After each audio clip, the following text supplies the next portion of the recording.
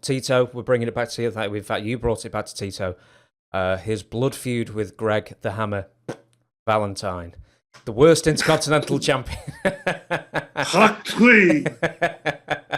Liar, spreader of rumors. Did you? Guy who talks out of school. Because he's senile. He's lost his mind. All that bleach has soaked his brain out. I love Greg.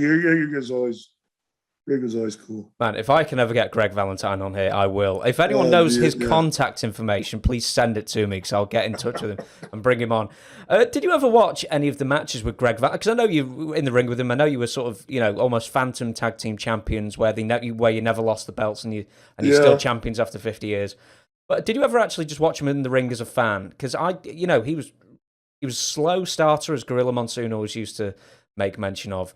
But he knew what he was doing and he was really solid as well. I think he's a bit of an unsung hero of the 70s and 80s. Yeah, it was like the genetics. He was able to take what Johnny V did and move it into the 80s and beyond. The slower style.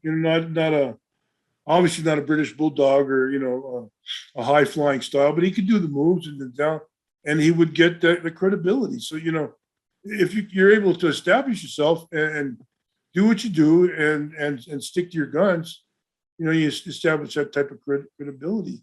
He was like I mentioned last time. I think he was a solid heel. One of those back. Except for the only guys I see missing from the group that Vince put together with Orndorff and Valentine and Slaughter and myself and the other heels that were the foundational ones for building the WWF to the WWE transition took place. Only guys, and he was young. A guy like Arn Anderson.